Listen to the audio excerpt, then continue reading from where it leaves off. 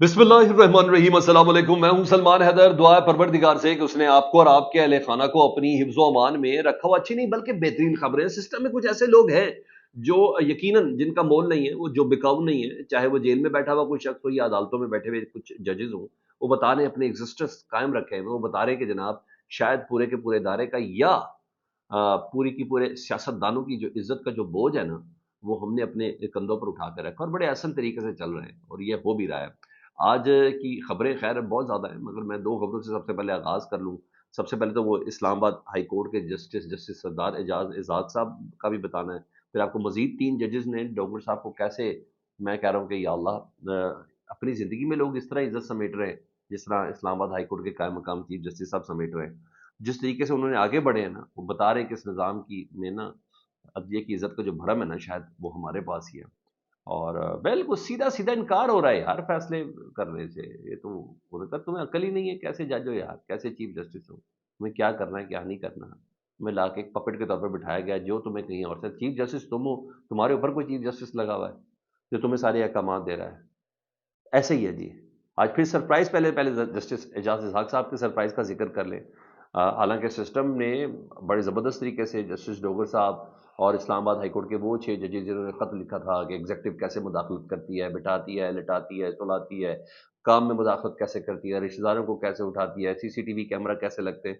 इन तमाम चीज़ों को ना सिस्टम ने एक पूरी फ़ील्डिंग खड़ी की हुई है ना उन 6 जजेस के ऊपर। उनको टारगेट करना है, उनको फ़िक्स करना है, वो तमाम एक काम तो चल रहा है ना। जस्टिस डोगर साहब ने को एक टोल बनाया गया है और फिर जिस तरीके से चल रहा है, और वो जजेस जिन्हें लाया गया है दूसरे हाई कोर्ट से या जिनका जो सीवी का सबसे टॉप है कि वो सिस्टम के ताबे हैं, उनको जिस तरीके से नवाजा जा रहा है, आम जिम्मेदारियां दी जा रही हैं, उससे बहुत हद तक अंदाजा लगाया जा सकता है। इस्लामाबाद हाई कोर्ट में तौहीन मजहब के हवाले से एक केस था, ज़ाहिर मजहबी मामला था, उसकी समाअत हुई हो रही थी। जैसे एजाज इसाक साहब की अदालत में उसकी समाअत थी आज। तो उस समाअत के दौरान आज रश हो गया, बहुत ज़्यादा पब्लिक आ गई, बहुत ज़्यादा, ज़ाहिर मजहबी मामला था। तो उन्होंने क्या कहा जी, फिर ऐसा करें कि इसहाक साहब ने कहा कि इस समाअत को बराह रास्त दिखाया जाए, स्क्रीन बाहर लगा दे, जिसने लाइव लिंक पे देखना लाइव लिंक के ऊपर देख ले।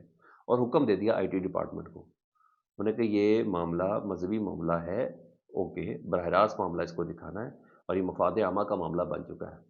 उसको सीधा बराह रास्त दिखाया, पूरा पाकिस्तान देखे, जिसने लाइव लिंक के जरिए ये लोग वोक ना हो, ये सीधा बराह रास्त चले। और आईटी डिपार्टमेंट को उन्होंने इस बात की हिदायत कर दी है। मुझे लगता है कि इस फैसले पे अमल शायद नहीं होगा। डेफिनेटली सिस्टम इस चीज़ की इजाज़त कैसे दे सकता है? लेकिन बहरहाल फैसला बड़ा तगड़ा है। और ज़ाहिर बात है, वो वाला फैसला तो है नहीं कि इमरान खान साहब को वीडियो लिंक के जरिए पेश करो तो अटॉर्नी जनरल कहेगा नहीं सर, नेट नहीं आ रहा। वो कहेगा इमरान खान साहब को फिजिकली पेश करो, नहीं सर, एटमी मुल्क में ना इमरान खान साहब की जान को बड़ा खतरा है, और जिसकी बिना पर उनको प्रोड्यूस नहीं किया जा सकता।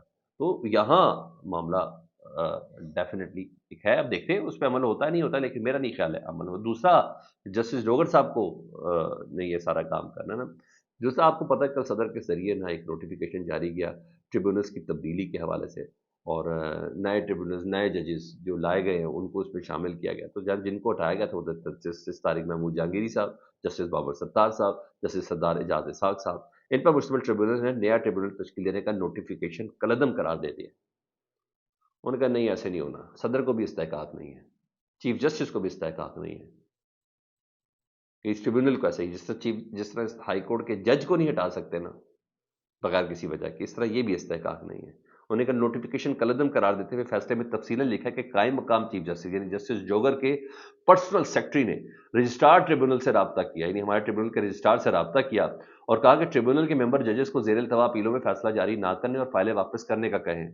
स्टाफ की जानिब से बताया गया कि कायम मकाम चीफ जस्टिस जस्टिस डोगर ने ट्रिब्यूनल को तहलील करने का फैसला किया है। कायम मकाम चीफ जस्टिस ऑफिस के स्टाफ का इसरार है कि अपीलों में महफूज किए गए फैसलों की फाइलें भी वापस की जाए, ताकि इन ट्रिब्यूनल के सामने रखी जाए, जो नए बनाए गए हैं। ट्रिब्यूनल, इलेक्शन ट्रिब्यूनल है सर, इन्होंने फैसले करने, होने का रखी जाए, ताकि नए ट्रिब्यूनल्स के सामने रखी जाए। लेकिन कायम मकाम चीफ जस्टिस के पास ऐसी हिदायत जारी करने का कोई इख्तियार ही नहीं है, 3 जज कह रहे हैं। ओए चीफ जस्टिस को पता ही नहीं होता कि उनकी इख्तियार है, वो कह रहे हैं इसके पास इख्तियार ही नहीं है। ट्रिब्यूनल की तश्कील के बाद कायम मकाम चीफ जस्टिस के पास मुदाखलत या नया ट्रिब्यूनल नामजद करने का कोई इख्तियार नहीं है। ट्रिब्यूनल मेंबर्स को हाई कोर्ट के जजेस की तरह ना ऐसे हटाया जा सकता है और ना ही दायरा इख्तियार से महरूम किया जा सकता है। ट्रिब्यूनल चेयरमैन और मेंबर्स के दरमियान कोई इख्तलाफ ना होने के बायस इसकी तश्कील नौ की भी जरूरत नहीं है। ना हमारे चेयरमैन में कोई इख्तलाफ है ट्रिब्यूनल का चेयरमैन, ना ही हमारे मेंबर जजेस के दरमियान किसी किस्म का इख्तलाफ है। तो भाई क्या वजह है? نے کہا ہو ہی نہیں سکتا، وفاقی حکومت اور صدر کے پاس بھی ٹریبیونل کی تشکیل نو کا اختیار نہیں، تا وقت کے کوئی اسامی خالی نہ ہو، ادھر اسامی بھی کوئی خالی نہیں ہے۔ ٹریبیونل نے آرڈر کی کاپی مقامی چیف جسٹس اور ان کے نامزد کردہ نئے ٹریبیونل ججز کو فراہم کرنے کی ہدایت کی اور لکھا کہ 13 مارچ کو جس اپیل کا فیصلہ محفوظ کیا گیا تھا اس پہ متفرق درخواستوں کو ٹریبیونل کے لیے نامزد ججز کے بعد مقرر کیا گیا ہے۔ نامزد کیے گئے ججز، انہوں نے کہا چیف جسٹس کی جانب سے نامزد کیے گئے ساتھی ججز کو شرمندہ نہیں کرنا چاہتے، اس لیے یہ حرکت نہ کریں۔ سر میں نے بولا کچھ لوگ ایسے ہیں جو سسٹم کا بوجھ، جو ادارے کی سینکٹریٹی اپنے کندھوں پہ لے کے پھرتے ہیں، کہتے ہیں جی ہماری ذمہ داری ہے، تو بکے وکے ٹکے شکے جو کچھ بھی ہے ہم ہیں ادارہ۔ وہ کہتے ہیں نا کچھ لوگ خود ہی ادارہ ہوتے ہیں، تو یہ وہ لوگ ہیں جو خود ہی ادارہ ہے، یہ چیز ہے۔ اور دوسری چیزیں اگر میں عدالت سے ریلیٹڈ کروں پھر میں آپ کو باقی چیزیں بولتا ہوں، تو آج صافی احمد نورانی صاحب کے 2 بھائیوں کے اغوا کا معاملہ تھا، پرسوں رات 1 بجے جو ان کو اغوا کیا گیا تھا، ایف آئی اے کاٹی نہیں جا رہی تھی، عدالت آپ کو پتا وہ سماعت نہیں کر رہی تھی، پھر عدالت نے کیس لگایا اور جسٹس راجہ انعام منہا صاحب نے کہا کافی دیر تک انتظار کرتے رہے، وکلا بھی، ایمان مزاری صاحبہ بھی اور اعزاز سید صاحب بھی، مطیع اللہ جان اور دیگر ان کی بہن بھی کرتے رہے جی۔ اب انہوں نے ایس ایچ او کو نوٹس جاری کیا بڑی دیر بعد، انعام منہاس صاحب جو ہے اسلام آباد ہائی کورٹ کے، انہوں نے ایس ایچ او کو کہا ذرا سامنے آ جائیں، تو یہاں کافی دیر انتظار کرنے کے بعد اب ایس ایچ او کو بلایا کہ جی آج ہی سماعت ہوگی۔ جب میں آپ سے بات کر رہا ہوں تو یہ بات ہوئی ہے کہ جی ایس ایچ او صاحب آئے، ذرا بتائیں ایک بار عدالت کے سامنے بتائیں کہ ان کے پاس ہے یا نہیں ہے بندہ۔ کہا یہی گیا نا کہ وہ خود سے چلا گیا، کہ دونوں بھائی خود سے چلے گئے، ماں کے سامنے خود ہی ایک دوسرے کو چپیڑے مارتے رہے، ٹھڈے مارتے رہے اور وہ چلے گئے۔ یہ کہا گیا ہے کہ جناب ایسا تو واقعی پیش نہیں آیا۔ ادھر فرحان ملک صاحب سینئر صحافی، ان کو عدالت پیش کر دیا گیا جی، رفتار چلاتے ہیں آپ کو پتہ ہے، اور ان کا 3 دن کا 4 دن کا جسمانی ریمانڈ ان کا کیا پیکا ایکٹ کے تحت، اور وہ منظور کے لیے کہ 14 روز کا مانگا تھا ریمانڈ۔ تو سر انرجی ہماری ادھر ویسٹ ہے، تو باقی کیا کریں، ہاں وہاں انرجی کہیں اور بھی ہے۔ سپریم کورٹ بار کے صدر میاں رؤف عطا صاحب کی میاں نواز شریف سے ملاقات ہوئی، وہ میاں نواز شریف صاحب جن کے کیلکولیٹرز گرے ہوئے تھے، وہ میاں نواز شریف صاحب جن کی طبیعت شدید خراب ہے، وہ میاں نواز شریف صاحب جن کو سفر سے منع ہے، وہ میاں نواز شریف صاحب جن کی جاوید لطیف صاحب سے ملاقات ہوئی، وہ میاں نواز شریف صاحب اب سپریم کورٹ بار کے صدر میاں رؤف عطا صاحب سے ان کی ملاقات ہوئی ہے۔ 1 گھنٹے کی طویل ملاقات ہوئی جس میں نواز شریف صاحب نے جلد دورہ بلوچستان کا اعلان کیے، تو خیر اعلان وہ کرتے رہے ہیں، سیاست میں ایکٹیو ہونے کا بھی اعلان کرتے رہے، لیکن یہ چیزیں یہ آپ ذرا چیک کریں کیونکہ وہاں مسئلہ یہ ہے، وہاں تنقید بڑی زبردست ہے، کیونکہ جے یو آئی فے نے بھی کر دی کہ بھائی سیکیورٹی کے اجلاس کے اندر نواز شریف نہیں ہے، سب کہا جی پلیٹلیٹس خراب ہیں تو یہ طبیعت خراب ہے، اور وہ اب عمرے پہ بھی نہیں جا رہے، حالانکہ انہوں نے عمرے پہ جانا ہے، میں ابھی بھی آپ کو کہہ رہا ہوں انہوں نے عمرے پر جانا ہے۔ ادھر پی ٹی آئی کی رہنما ہے جی ایمان طاہر صاحبہ، وہ عدالت پیش نہیں ہو رہی، ساری باتیں انڈر گراؤنڈ ہے جی، ان کی جائیداد کرنے کے احکامات راولپنڈی میں جاری کر دیے گئے ہیں۔ ادھر محسن نقوی صاحب سے متعلق، وزیر داخلہ صاحب سے متعلق ہمارے وزیر دفاع خواجہ آصف صاحب کہتے ہیں کہ محسن نقوی کا گزشتہ کئی دنوں سے فون کر رہا ہوں مگر وہ فون میرا نہیں اٹھا رہے۔ پاکستان کا وزیر دفاع جو ہماری افواج پاکستان کا ریپرزنٹیٹو وزارت ہے، وہ کہہ رہا ہے کہ میں داخلہ کے وزیر کو کہہ رہا ہوں، اس کا فوج کے ساتھ کوئی تعلق نہیں، داخلہ کے وزیر کو کہہ رہا ہوں کہ فون کر رہا ہوں مگر وہ میرا فون نہیں اٹھا رہے۔ خواجہ صاحب آپ کہہ رہے ہیں، ہم کہہ رہے ہیں وہ اجلاس میں نظر نہیں آ رہے، ہم آپ سے کہہ رہے ہیں کہ وہ سیکورٹی بریفنگ میں نظر نہیں آ رہے، ہم آپ سے کہہ رہے ہیں وزیر اعظم جب بلوچستان گئے تھے ثانیہ جعفر ایکسپریس کے بعد وہ وہاں نظر نہیں آ رہے، چلیں آپ بھی ٹرائی تھوڑا کر لیں شاید آپ کو نظر آ جائے جی۔ ادھر جی انصار عباسی صاحب کے تھرو پتہ چلا ہے کہ عمران خان صاحب کی جو بہن ہے نا وہی فیسیلیٹیٹر ہے، اور عمران خان صاحب کے 3 اکاؤنٹس ہیں، اور اگر یہ 3 اکاؤنٹس کا کریہ کرم نہیں کیا گیا تو عمران خان صاحب کو بہت نقصان ہونے جا رہا ہے جی۔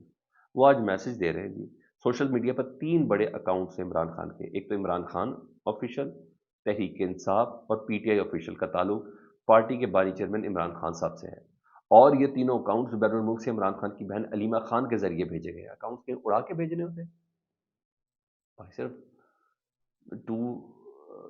ٹو وے ویریفیکیشن ہوتی ہے، اور